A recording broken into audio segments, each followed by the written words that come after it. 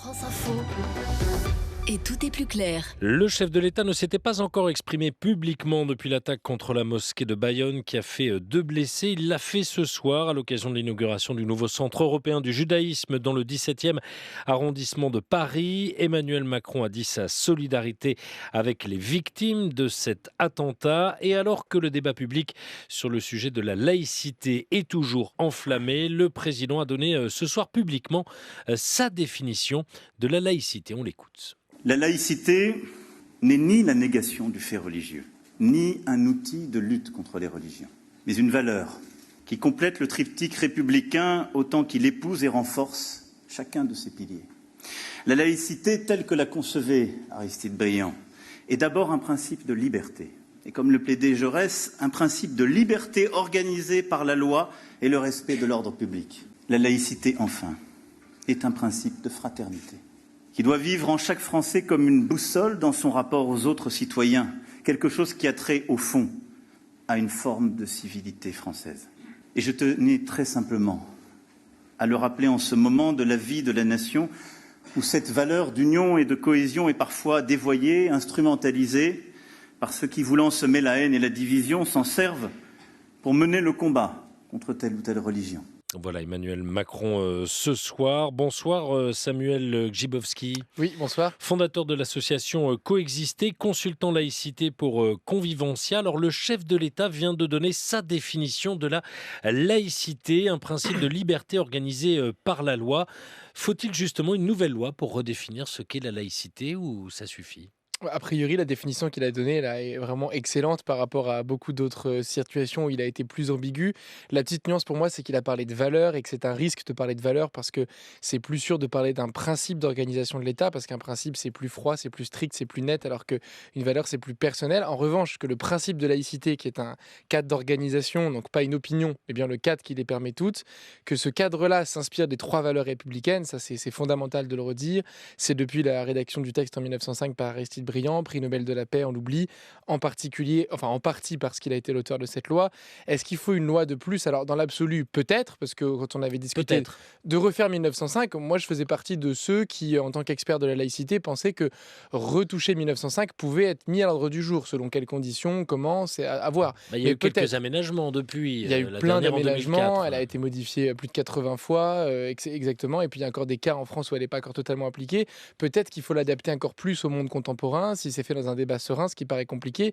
En tout cas, ce qui est sûr, c'est que cette loi, qui est une loi factice proposée par les Républicains, n'est pas fidèle au principe de laïcité.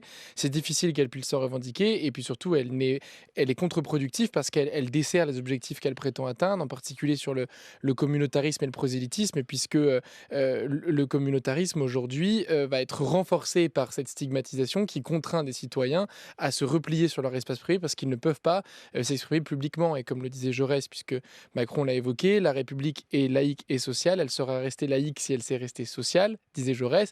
C'est-à-dire que la situation qui fait que quand un Français musulman candidate à un emploi, s'il est musulman dans son CV, qu'on le perçoit, il a 5 fois moins de chances d'arriver à l'entretien d'embauche. C'est ça qui crée du communautarisme aujourd'hui. Alors vous évoquiez tout à l'heure justement, vous en parliez à l'instant, de ce projet de loi qui a été débattu au Sénat, adopté par les sénateurs au sujet justement du voile, loi qui interdit le port de signes religieux aux parents accompagnant les sorties scolaires. On écoute le reportage de Simon Le Baron au Sénat et on revient avec vous.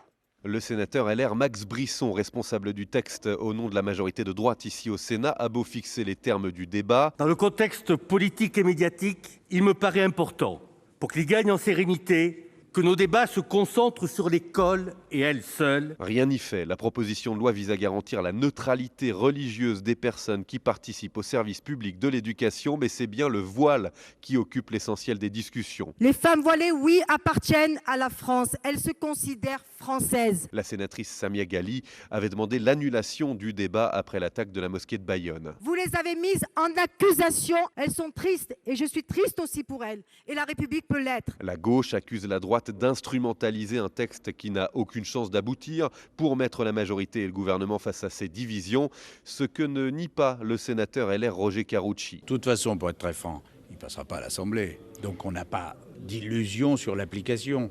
Mais il faut interpeller le président de la République. Emmanuel Macron sommet de se positionner plus clairement sur la laïcité. Voilà donc l'objectif, sous couvert de débats sur les signes religieux lors des sorties scolaires. Un reportage de Simon Le Baron au Palais du Luxembourg. Samuel Grzybowski, je vous voyais réagir. Ça vous interpelle, ce débat qui a eu lieu au Sénat? Samia Ghali, la sénatrice socialiste, avait demandé son annulation dans le contexte actuel. Elle avait raison ou pas? Oui, il y a quelque chose d'irresponsable dans le fait de porter cette loi. Après, la démocratie, pour moi, c'est la solution de beaucoup de nos maux, à condition qu'elle soit vraiment appliquée en profondeur, notamment quand il y a cette peur, justement, d'opinions conservatrices ou de l'islamisme. Je pense que la meilleure façon de combattre cet adversaire-là, c'est de le battre au niveau des idées et pas de manière larvée en dissimulant son islamophobie derrière la laïcité, d'autant qu'il y a plusieurs innovations qui ne sont pas du tout laïques. On parle de neutralité de l'école qu'on veut élargir. Alors déjà, c'est faux, l'école n'est pas neutre, elle est appelée à la discrétion depuis 2004, c'est ce que dit le texte.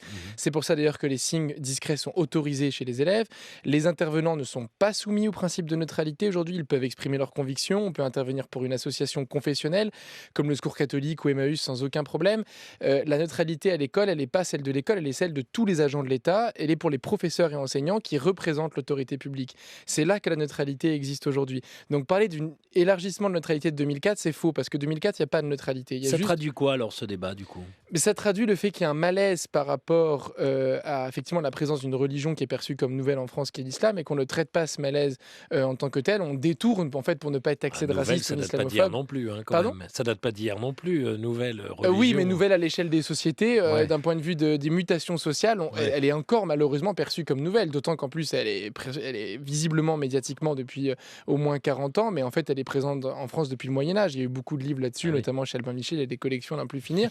Mais ce que ça traduit, c'est qu'il y a un malaise qu'on ne traite pas directement. C'est le rapport à l'autre. C'est comment est-ce qu'une France qui est aussi multiculturelle, multireligieuse, arrive à gérer l'équilibré entre diversité et unité. C'est ça le vrai sujet. Et on essaye de masquer ça derrière un drapeau républicain qui, en fait, est déjà très bon en l'état. Alors, vous avez dit que le chef de l'État avait bien fait de s'exprimer sur la laïcité. Néanmoins, beaucoup de politiques, à gauche, aussi à droite, demandent un grand discours du chef de l'État sur la laïcité. Vous aussi?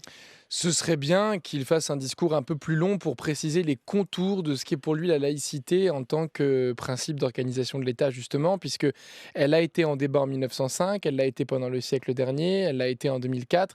Il serait intéressant de voir comment lui, en tant que chef de l'État, il positionne aujourd'hui où est-ce que la laïcité doit ou ne doit pas s'étendre, puisqu'il n'y a pas que les sorties scolaires qui sont en débat depuis 10 ans avec le gouvernement précédent. Il y a évidemment l'université, il y a l'entreprise, il y a la rue, il y a la petite enfance avec une loi qui a été vidée de son contenu par François Hollande.